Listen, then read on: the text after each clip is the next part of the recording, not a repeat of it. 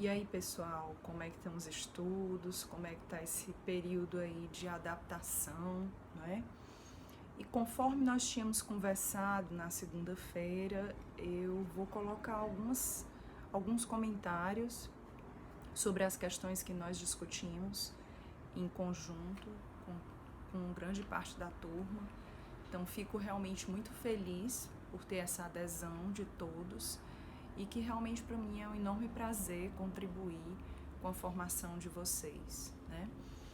O nosso objetivo, de fato, com a parte da conferência, é prepará-los para um atendimento de emergência desse paciente que vai chegar com a queixa de envenenamento por animais peçonhentos, né? Em outro momento, e dentro de outras habilidades, nós poderemos treinar, sim, outros cenários, como de envenenamento por pesticidas, né, herbicidas, carbamatos, e, enfim, temos aí uma ampla gama de opções. Então, eu usei um instrumento que vocês mesmos preencheram para que a gente pudesse nortear um pouco questões que eu acredito que eram fundamentais para que a gente pudesse tomar, sim, uma decisão acertada diante desses pacientes, né? E vou aqui brevemente comentar essas 15 questões, né? 13 questões com vocês. É importante focar que o nosso objetivo é colocar vocês num cenário de recebimento desse paciente na emergência. Então, vocês serão esse médico generalista que, num primeiro momento, estarão recebendo esse paciente, né? Então, fazendo aí toda a avaliação clínico-diagnóstica e decidindo os exames complementares e a conduta que merece ser tomada naquele momento. A primeira questão, o tópico foi o momento mais adequado para a classificação de gravidade do acidente com animais peçonhentos, e nós focamos realmente que era a admissão hospitalar. Isso foi palco de muita discussão no Ministério da Saúde, uma vez que muitos pacientes vítimas de envenenamento demoram muito a chegar na unidade de saúde.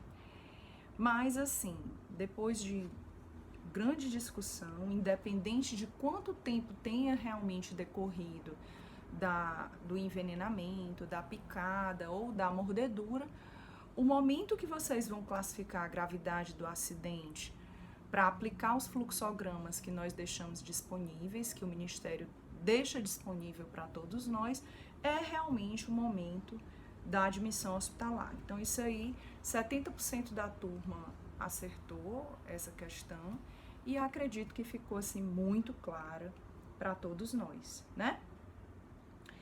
O item 2 é na admissão de um paciente suspeito de envenenamento por animais peçonhentos, o tempo de observação hospitalar. Esse tempo ele vai depender do tipo de veneno, né, do animal, da espécie desse animal envolvido, porque a depender da toxicocinética que esse veneno, né, que esse complexo grupo de proteínas, aminoácidos, enzimas, peptídeos, enfim, o comportamento dessa toxina, dessas toxinas dentro do organismo vai nortear o tempo de observação hospitalar. Então, a gente discutiu bastante isso. Sempre esses pacientes merecem, sim, ser observados durante um tempo, que, por exemplo, podem variar de poucas horas, como no acidente com escorpião, né? Uma vez que o peso molecular do veneno é muito pequeno, de distribuição muito rápida, há um momento onde você precisa observar o paciente em torno de 12 horas, como algumas espécies de serpentes, né? Também quase todo mundo acertou essa questão, ficou muito clara, e aí sempre vocês lembrarem desse tópico, né? A questão número 3, ela foi uma questão também muito tranquila, grande parte da turma acertou, conceitos bem diretos, né? Afirmativas abaixo, a gente colocou aí alguns pontos bem interessantes. O que é verdadeiro dentro dessas afirmativas, né? Número 1 dizia assim: animal peçonhento é aquele que possui glândula produtora de veneno, mas não possui aparelho inoculador para injetá-lo. Número 2, os sinais e sintomas do envenenamento variam de acordo com a espécie que causou o acidente, a quantidade de veneno inoculado, peso e idade da vítima, as condições de nutrição e o atendimento recebido. Verdadeiro. Número 3, mordidas de serpentes não peçonhentas não são consideradas sérias e geralmente são tratadas como ferimentos leves, muito tranquilo, também verdadeiro. Mas aí a gente vai trazer a lembrança, né? A serpente, a cobra verde, popularmente conhecida, que a mordedura ela é incapaz de inocular esse veneno, né? Mas que essa serpente ela pode sim trazer um ferimento local bastante grande, podendo assim levar a síndromes compartimentais e, enfim, mutilações e tudo. Para vocês lembrarem que independente dessa serpente ter ou não a capacidade de inocular, a saliva, né, dessa serpente realmente contém propriedades proteolíticas locais muito interessantes. Então, a gente lembrar que a maioria dessas serpentes não peçonhentas levam a ferimentos leves, mas que existem também suas exceções, né? O item 4 vai dizer que as serpentes do gênero Bothrops são responsáveis pela maioria dos acidentes registrados no país, cerca de 90%. Assinale a alternativa que indica que todas estão corretas. O item correto realmente é o 2, 3 e 4. O último item, ele passa também a ser correto. A serpente Bothrops, elas são as jararacas, né? Foram as primeiras serpentes a habitarem toda a América Latina. Uma capacidade de adaptação fantástica, então assim, ela vem desde lá do México, descendo, e a gente vê uma variação importante, coloração, tipo de peçonha, né? Peçonha entende-se o próprio veneno. Uma coisa muito interessante que a gente comentou e que vai estar lá na aulinha de vocês, os venenos animais, eles têm o objetivo de predar, digerir e proteger. Então, eles vão garantir a espécie desse animal. A questão é que se esse alimento muda, se o predador muda, esses componentes eles também vão mudar qualitativa e quantitativamente. Então, estudos muito interessantes foram desenvolvidos aqui mesmo no nosso estado, no nosso país, percebendo que, por exemplo, uma mesma espécie como a Bothrops erythromelas, que é a Bothrops que predomina aqui no estado do Ceará, mesmo a mesma espécie em diferentes localidades, ele poderia apresentar frações de toxinas dentro desse veneno diferentes, a depender da região, Juazeiro, Sobral, né? Então, o alimento mudando, a capacidade do veneno em trocar as frações, em se adaptar, ela também há para garantir a sobrevivência desse animal. Então, isso aí é muito importante, porque a mudança do veneno leva à mudança do quadro clínico. Então, um fato muito interessante, nós comentamos também na segunda-feira, foi o caso que a gente percebeu que o mesmo Titius stigmurus, que é o escorpião, que ele é prevalente aqui na região Nordeste, ele em outras regiões do Brasil, como exemplo a região Sudeste, ele começou a provocar um quadro de cerebelite em crianças. Então, se viu que naquela região o alimento disponível ele era diferente. E aquele mesmo escorpião que pica várias crianças aqui no Nordeste, ele começou realmente a apresentar uma outra conotação clínica na região Sudeste, dependendo aí do alimento disponível. A diferença entre os termos serpente e cobra. Qual é o termo correto, né? O termo correto, ele é serpente, certo? O termo cobra, ele leva automaticamente a gente raciocinar com algumas espécies de serpente, como as najas. E por que que aqui no Brasil ficou tão conhecido? Pelo formato dos colubrídeos, né? E pelo português levar aí esse termo dos colubrídeos à cobra e ficou popularmente conhecido, tá bom? O item 5, que a gente discutiu também juntos, foi sobre a leucocitose. Algo muito interessante que vocês vão perceber, frequente demais nos envenenamentos animais, é o aparecimento de uma leucocitose importante. Então, o que eu pretendia quando coloquei sobre a leucocitose inicial pós-envenenamento? Que vocês não levem sempre, não interpretem esse fato como uma infecção, mas sim como uma resposta inflamatória imediata à presença desse complexo de enzimas, proteínas, peptídeos, toxinas diferentes dentro do nosso organismo, né? Disparando todo o nosso sistema imune. O item 6 e o item 7, que falam um pouquinho mais sobre escorpião, eu peço a vocês assim uma atenção redobrada sobre esse tipo de envenenamento pela sua prevalência, né? Então, o nosso centro aqui, que é o Instituto Dr. José Frota, ele atende em torno de 3.000 pacientes presencialmente, vítimas de envenenamento por escorpião. A grande maioria são casos leves, mas nós temos sim alguns casos moderados a graves em crianças, né?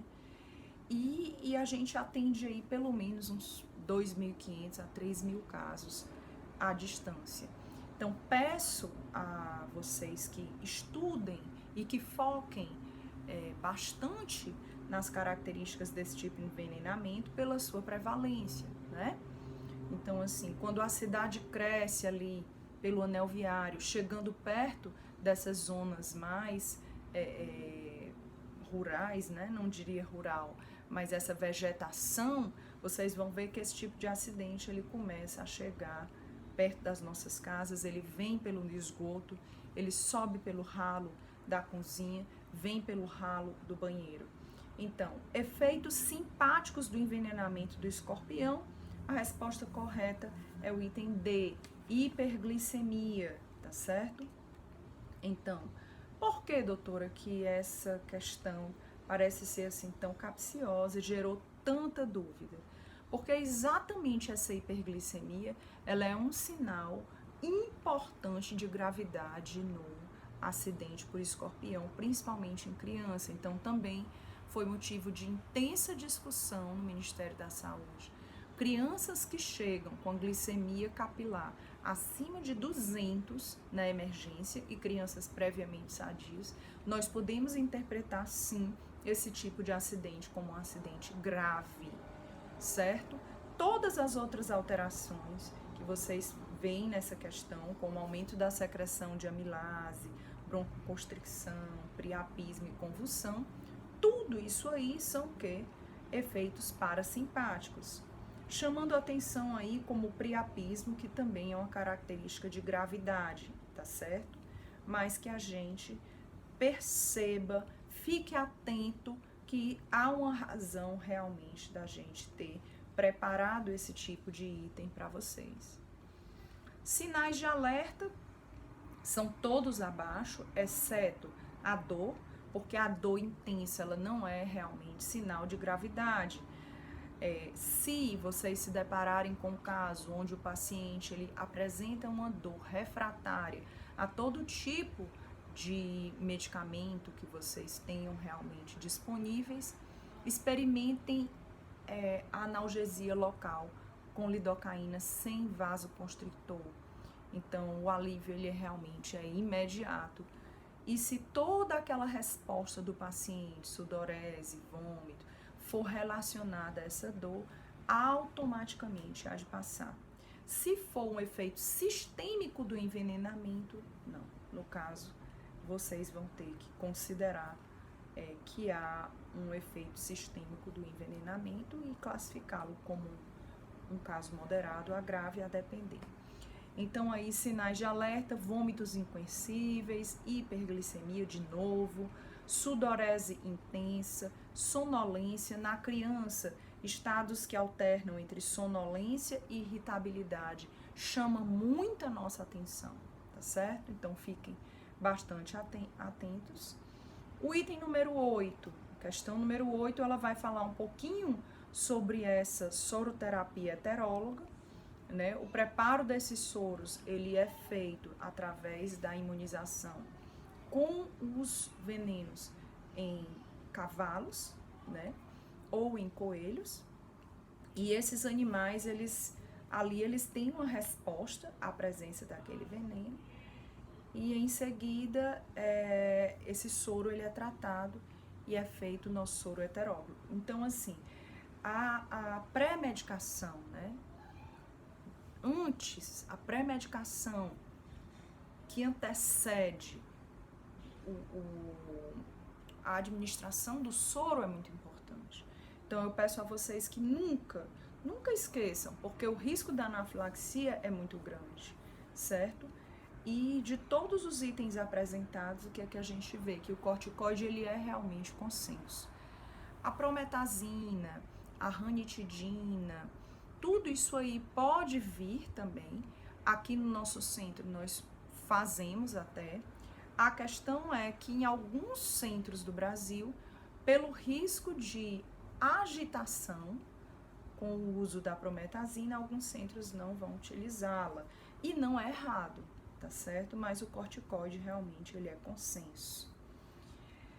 Complicações sistêmicas do envenenamento crotálico, e aí a gente deixa um pouquinho a história do escorpionismo, né?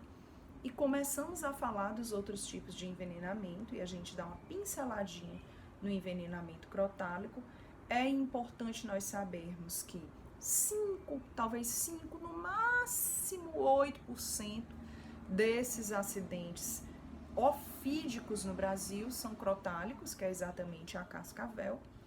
Essa peçonha é extremamente nefrotóxica, tem um componente neurotóxico e miotóxico, daí vem a pitose palpebral, né? E importantíssimo a gente perceber alguns itens que a gente colocou aí, né? Então, a dor muscular com a CPK acima de 5.000, isso é um critério dentro da rabdomiólise, né? Que é muito frequentemente vista dentro desse envenenamento. O item B, o prolongamento do tempo de coagulação, também ele é correto, porque as serpentes crotálicas, a cascavel, ela é pertencente às viperídeas, assim como a botrópsia. Então, muito comum realmente as alterações de coagulação. O item C sonolência e prostração precoces, também pode ser vista. D, edema discreto, podendo ser importante, falso. O acidente ofídico que leva realmente a um edema local é o acidente botrópico, né? Popularmente com jararaca, né? Então, assim, pelo componente proteolítico que há dentro dessa peçonha. O último item eu coloquei como faces miastênica, e aí isso aí vai estar atrelado a esse papel que a gente falou da neurotoxicidade do veneno, então a paralisia dos pares cranianos, e a faces miastênica também muito precoce, marcando aí esse tipo de envenenamento, certo? O item correto é o correto D, que seria o único item errado, porque a questão ela fala complicações sistêmicas do envenenamento crotálico, exceto, né? A questão de número 10, no acidente crotálico por ocasião da alta, deve-se esperar. Essa questão, ela foi uma questão que não foi fácil, realmente. Comentamos bastante na nossa aulinha, na segunda-feira. E o intuito dessa questão é no momento da alta, quando o médico ele precisa realmente decidir, diante de um paciente já assintomático, o melhor momento de eu dar alta hospitalar para esse paciente. E o item correto é o item B, tá certo? A função renal deve estar normal? Não. Item A, falso. Ela pode, às vezes, demorar para normalizar até 3 meses. B, dores musculares comumente remitirão totalmente, juntamente com o comprometimento de pares cranianos. 3, 4 e 6, pois costumam regredir 3 a 4 dias após a instituição do tratamento. Então, isso aí, muito claro, muito tranquilo. Fica aí a mensagem da neurotoxicidade, né? O quanto esse veneno realmente vai ali alterar os pares cranianos. O item C vai falar CPK, né? Deverá estar normal, pois seus níveis se elevam em 12 horas após a mordedura e atinge a normalidade 72 horas. Lembrando que nós já chegamos a receber casos onde a CPK, que é a normalidade, é em torno de 195 unidades por mililitros. Nós chegamos a ter casos de 300.000 unidades por mililitro, então a gente vai ter que estar atento. Às vezes a gente vai esperar a remissão clínica, essa CPK ela vai cair, porque o pico dela vai ali chegar 1 dia e meio e depois ela vai cair. Porém, quando eu tenho um paciente com 300.000 de CPK, quando essa CPK cai ao ponto de ficar 1.000 de CPK num paciente assintomático, num paciente que não apresentou nada de anafilaxia, eu posso seguramente dar alta hospitalar sem necessariamente esse nível estar normal. A LDH está normal, pois se regulariza rapidamente, raramente persistindo alta em 10 dias. Isso não é verdadeiro, porque o LDH geralmente normaliza com 10 dias, né? Então, fica aí, resposta certa, B. Estamos já chegando ao fim. 11ª questão, o diagnóstico tardio da picada da aranha marrom. Vocês vão ver aí bastante slides, né? Diapositivos que colocamos de casos reais que tivemos no nosso centro de informação toxicológica. E diante disso daí, eu quero frisar o quanto é frequente a gente receber esse paciente vítima de picada da aranha marrom tardiamente. E a que realmente se deve a isso, né? A picada em si, ela é pouco dolorosa, isso é uma verdadeira essa afirmação. E a lesão dermonecrótica tem uma evolução lenta. Em geral, no momento da picada, que é à noite, a pessoa não percebe, mata a aranha, aquela peçonha ela se espalha.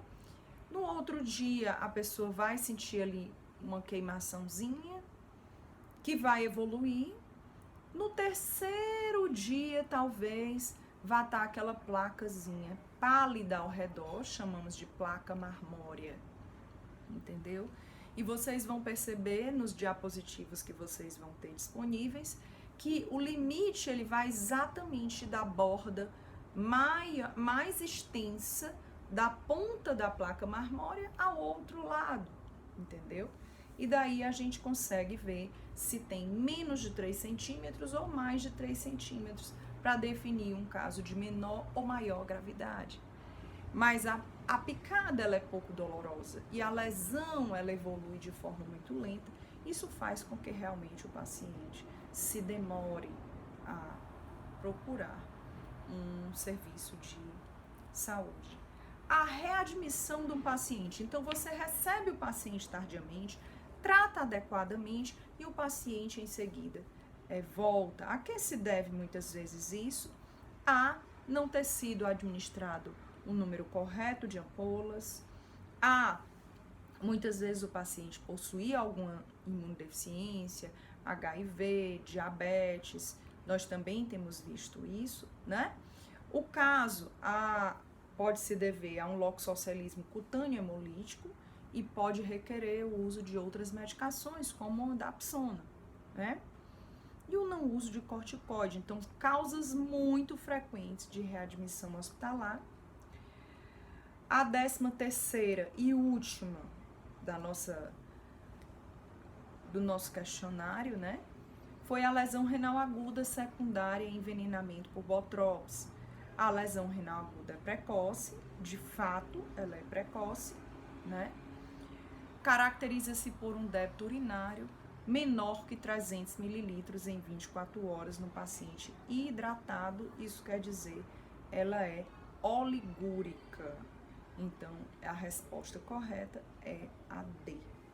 Então, passando aí nossas respostas, que foi realmente um combinado, né? Eu quero agradecer essa atenção, dizer a vocês que foquem no reconhecimento desse quadro clínico, não vão se preocupar em decorar, mas entender o quadro clínico desses envenenamentos mais comuns, que são o escorpião, o acidente ofídico por botrópis, que é a jararaca, por crotalos, que é a cascavel, e os acidentes com aranha marrom. Então, assim, importante para que a gente possa nortear esse primeiro momento do atendimento do paciente envenenado no serviço de emergência.